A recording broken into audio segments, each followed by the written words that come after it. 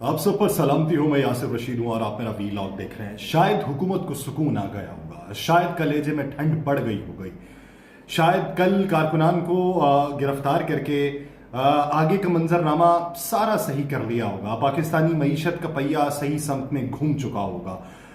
काबीना तश्कील पाई जाने के बाद आगे के लिए आसानियां पैदा हो गई होंगी। पीटीआई रहनुमाओं लतीफ़ खोसा और सलमान अकरम राजा को कल रात रिहा किया गया। पीटीआई रहनुमाओं के फैमिली ज़राए ने दोनों की रिहाई की इब्तदाई तौर पर तस्दीक की। बाद में लतीफ़ खोसा साहब खुद मंजर आम पे आ गए।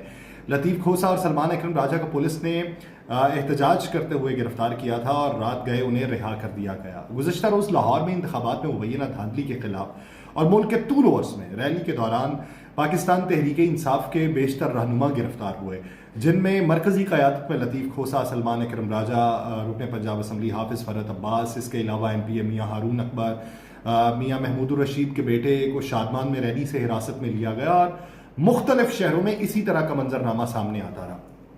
कारकुनान पे तशद्दुद भी किया गया, गाड़ियों को रोका गया, गाड़ी के दरवाजे खोले गए, अंदर बच्चे बैठे हुए थे, गिरबान से पकड़ के बाहर निकालने की कोशिश की गई, गाड़ियों के ऊपर भी डंडे बरसाए गए। शायद अभी भी हालात ऐसे हैं कि ये लोग अगर बाहर निकलेंगे तो किसी की मसनद चली जाएगी, किसी के लिए एहतसाब का मंजरनामा फिर से खुल जाएगा। शायद यही डर सर के ऊपर सवार है।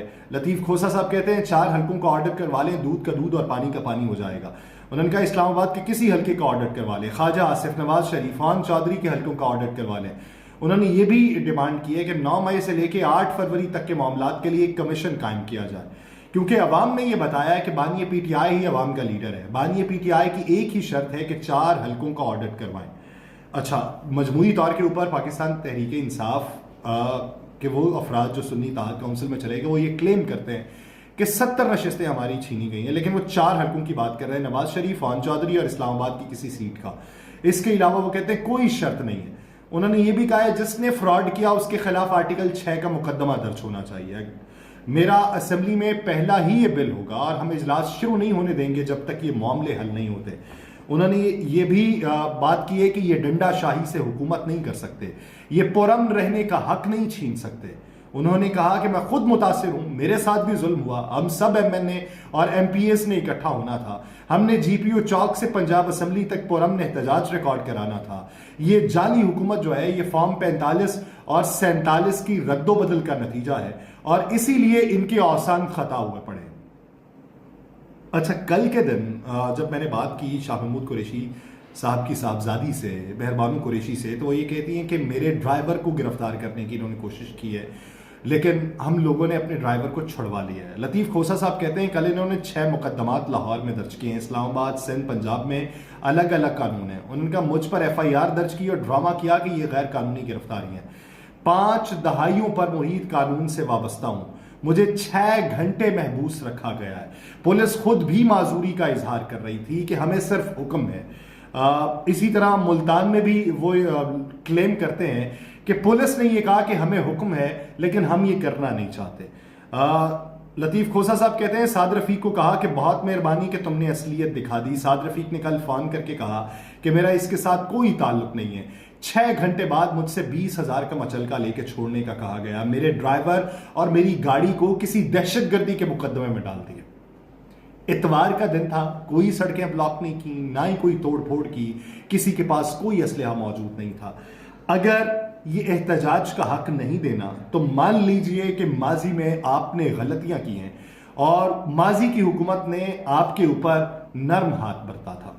आपने इस्लामाबाद तक लॉन्ग मार्च किया, आपने सुप्रीम कोर्ट के बाहर धरना दिया, आपने पंजाब असम्बली के बाहर धरना दिया, आप मुख्तलिफ अदवार के अंदर धरनों की बातें करते रहे, आप एहतजाजी रैलीज को कॉल करते रहे, GT रोड के ऊपर आपने मुख्तलिफ जुलूस किए, लेकिन किसी ने भी आपको गिरफ्तार करने की कोशिश न की। लेकिन उसके बाद जब आपकी हुकूमत आई तो आपने सबसे पहले रावी के पुल को बंद किया, आपने लोगों को लाहौर आने से रोका, आपने उनसे एहतजाज का हक छीना और उसी की कड़ी आप आगे को चला रहे। इस वक्त 19 अराकीन की बतौर वफाकी वज़रा तकर्री है।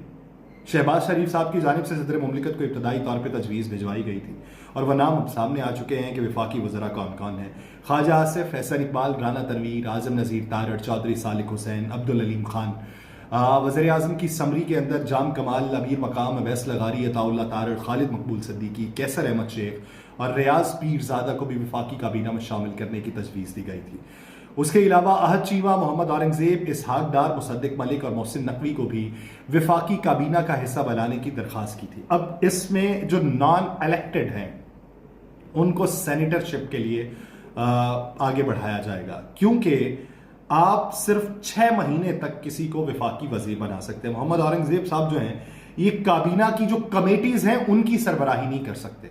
वो सिर्फ और सिर्फ मुंतखब जो शख्स है वही सरबराही कर सकता है। तो मोहम्मद औरंगज़ेब साहब मुंतखब नहीं होंगे तो वो उनकी सरबराही उनको नहीं मिलेगी। अब क्या मोहम्मद औरंगज़ेब साहब को भी सेनेटर बनाया जाएगा? एक बुनियादी सवाल।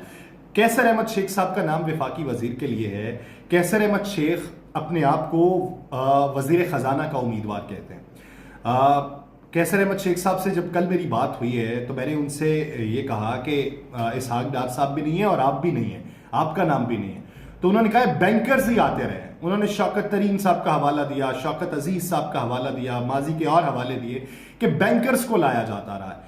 औरंगजेब खान साहब अब मुशीर खजाना बनाने पे काबीना कमेटियों की सरबराही उन्हें नहीं मिल सकेगी। मुशीर या मुआविन खुसूसी बनाने पर फैसला साजी में किरदार महदूद हो जाएगा। अदालती फैसले के तहत गैर मुंतखब मुशीर या मुआविनीन काबीना कमेटियों की सरबराही नहीं कर सकते। गैर मुंतखब मुशीर या मुआविनीन काबीना कमेटियों के रुकन भी नहीं बन सकते। रूल्स के तहत रुकने पार्लियामेंट ही वफाकी वजीर बन सकते हैं। अलबत्ता वजीर आज़म के पास गैर मुंतखब शख्सियत को 6 माह तक वजीर मुकर्रर करने का ऑप्शन मौजूद है। ऐसी सूरत में 6 माह के अंदर रुकने पार्लियामेंट बनना होता है और औरंगजेब खान वफाकी वजीर बनने पर काबीना कमेटियों की सरबराही कर सकेंगे? ये एक सवाल है।